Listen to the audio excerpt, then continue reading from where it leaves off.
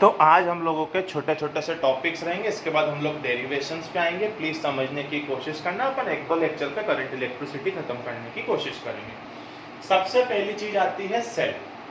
तो cell basically क्या होता है? सबसे पहली चीज आती है सेल। सेल बेसिकली क्या होता है? तो सेल वो डिवाइस है जो सर्किट में पोटेंशियल डिफरेंस प्रोवाइड करता है, जिसकी वजह से सर्किट के अंदर क्या फ्लो होती है? करंट। तो बेसिकली सेल क्या होता है? सेल वो डिवाइस है जो पोटेंशियल डिफरेंस प्रोवाइड करता है, जिससे सर्किट के अंदर क्या फ्लो होती है? करंट। ये ऑलरेडी आपको पता होगा, सेल का सिंबल आप लोगों ने देख रखा है। इसके बाद अगली चीज आती है ईएमएफ। तो ईएमएफ क्या होता है? ये बहुत अच्छे सुनना बेटा, ईएमएफ में बहुत लोग कंफ्यूज होते हैं बाद में। ईएमएफ कुछ नहीं है, ईएमएफ एक तरह का पोटेंशियल डिफरेंस ही है। ईएमएफ कुछ नहीं है, ईएमएफ एक तरह का पोटेंशियल डिफरेंस ही है। कब? जब सर्किट के अंदर कोई करंट फ्लो नहीं हो रही है, मतलब सर्किट ओपन सर्किट है। तो ईएमएफ क्या है? EMF is a type of potential difference when no current is flowing in the circuit. EMF is a type of potential difference when no current is flowing in the circuit. तो EMF क्या है?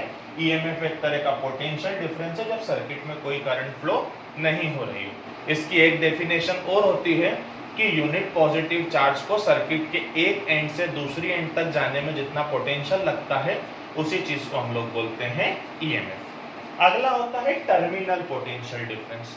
तो EMF और terminal potential difference में basically यही अंतर है कि ईएमएफ क्या होता है? जब सर्किट कैसा होगा? ओपन, जब सर्किट में कोई करंट फ्लो नहीं हो रही होगी। टर्मिनल पोटेंशियल डिफरेंस होता है जब सर्किट कैसा है? क्लोज। कैसा है? क्लोज। अब अगली चीज आती है इंटरनल रेजिस्टेंस।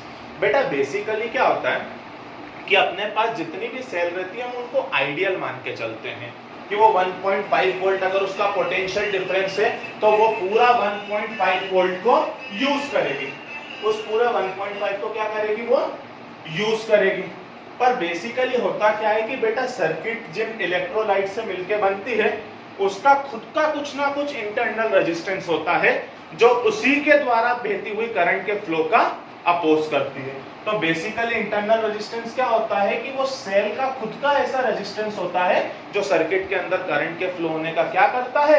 अपोज करता है। तो आई होप सो ये चार छोटी छोटी चीज आपको क्लियर होगी। सेल के अंदर ये तीन चीजें जुड़ जाती है। कौन कौन सी? ईएमएफ, टर्मिनल पोटेंशियल डिफरेंस और इंटरनल रेजिस्टेंस। आई होप सो इतना आपको क्लियर होगा। सो हमारा नेक्स्ट टॉपिक रहेगा relation between EMF and terminal potential difference. Relation between EMF and terminal potential difference.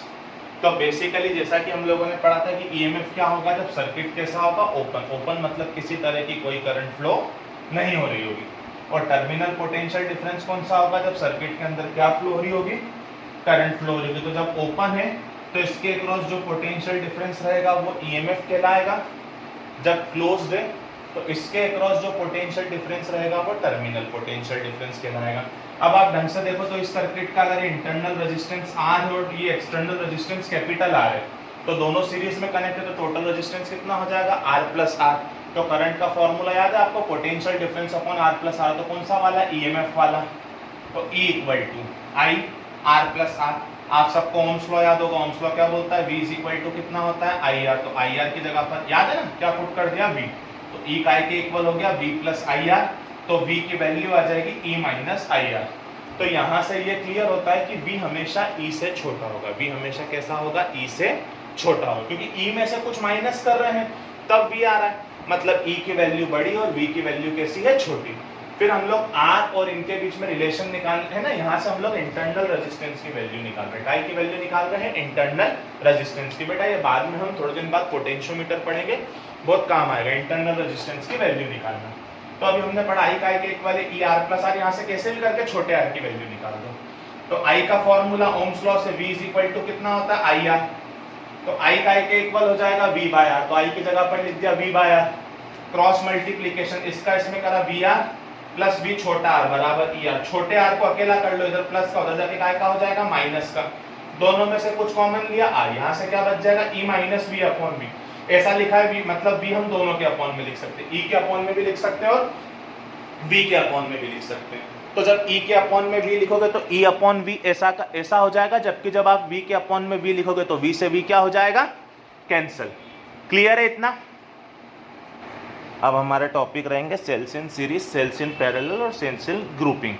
तो सबसे पहला हमारा टॉपिक आता है कि बहुत सारे सेल्स जब आपस में काय में कनेक्ट होंगे सीरीज में, बहुत सारे सेल्स जब आपस में काय में कनेक्ट होंगे सीरीज में। तो पहले हम लोग जो डेरिवेशन करेंगे वो आइडेंटिकल सेल्स। आइडेंटिकल सेल्स मतलब जो सेल्स कैसे होते हैं, एक जैसे। अब हमने मान लिया कि ऐसे ना n number of cells connect हैं जिन सबका ईएमएफ है E और इंटरनल रेजिस्टेंस है R। ये एक सेल, ऐसा का ऐसा दूसरा सेल, ऐसे के ऐसे कितने नंबर ऑफ सेल्स कनेक्ट है, n number of cells connect है और साथ में एक एक्सटर्नल रेजिस्टेंस R कनेक्ट है। तो अब आप मेरे को बताओ कि टोटल ईएमएफ कितना हो जाएगा, E कितने टाइम्स, n टाइम्स।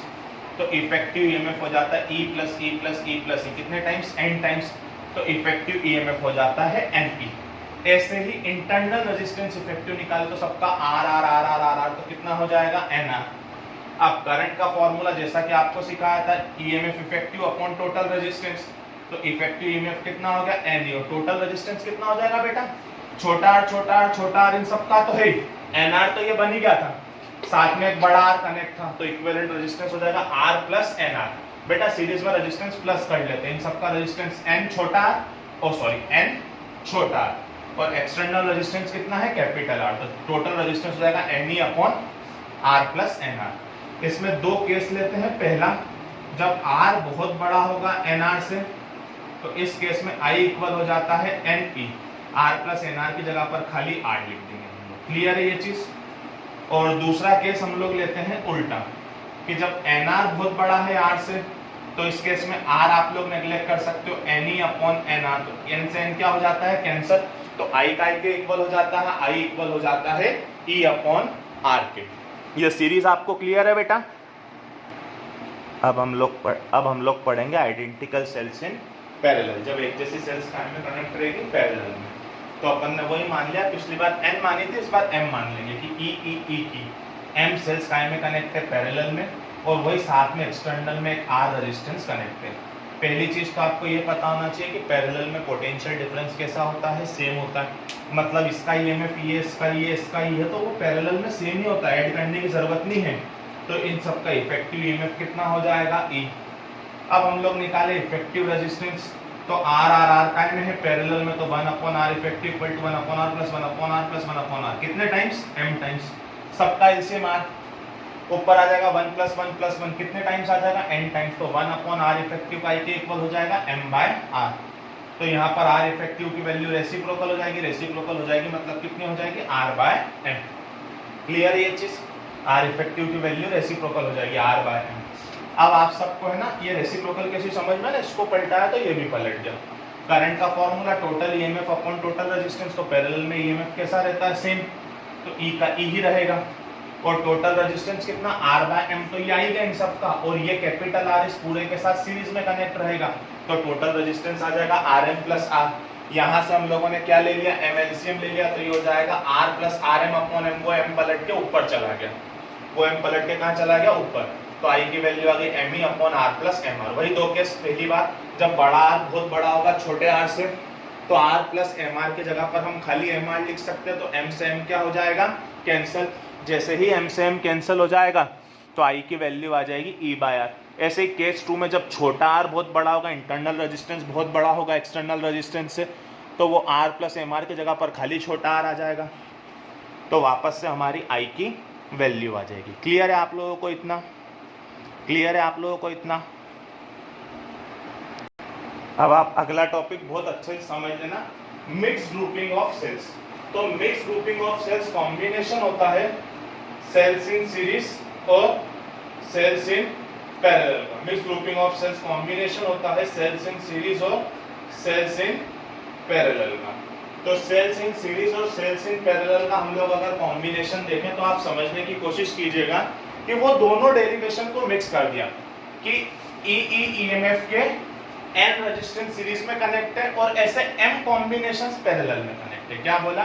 ई के n ईएमएफ सीरीज में कनेक्ट है और ऐसे m कॉम्बिनेशन पैरेलल में कनेक्ट है। ऐसे कितने कॉम्बिनेशन कनेक्ट है? n।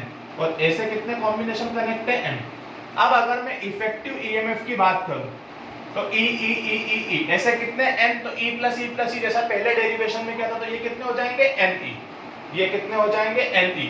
तो ई के अगर एन ये कनेक्ट है तो टोटल ईएमएफ कितना हो जाएगा एन ई, कितना हो जाएगा एन ई। फिर हम लोग बात करें आर इफेक्टिव की, तो ये एक का रेजिस्टर है ना, और उसके बाद अगर इसका एन हो गया तो इसका भी एन, इसका भी एन, तो पैरेलल में ईएमएफ कैसे होते हैं, सेम एन सबका, तो टोटल एन ही रहेगा। अब आर इफेक्टिव की बात करूं तो आर प्लस आर के केस कितना हो जाएगा एनआर, एनआर इसका एनआर इसका, ऐसे कितने चीजें पैरेलल में कनेक्ट है एन, कितने कनेक्ट है एन, तो वही 1/r इफेक्टिव का इक्वल हो जाएगा, 1/r इफेक्टिव इक्वल हो जाएगा वही 1/nr plus 1/nr plus 1/nr, कितने टाइम्स, m टाइम्स। ये क्लियर है कि नहीं क्लियर है? तो 1/r इफेक्टिव हो जाएगा m/nr, तो r इफेक्टिव की वैल्यू आ जाएगी, इसको रेसिप्रोकल कर दो nr/m, बस ये r इफेक्टिव है, ये ईएमएफ इफेक्टिव है, तो करंट कैसे निकलेगी, total EMF upon total resistance, तो ये होगा NE upon NR upon M plus R, वही M एलसीएम ले लिया और पलट के ऊपर चला गया, तो I इक्वल हो जाएगा MNE upon NR plus MR। तो ये था cells in series, cells in parallel और grouping of cells. I hope so आपको इतना क्लियर होगा, बाकी हम लोग नेक्स्ट टर्न पे लेंगे। Thank you.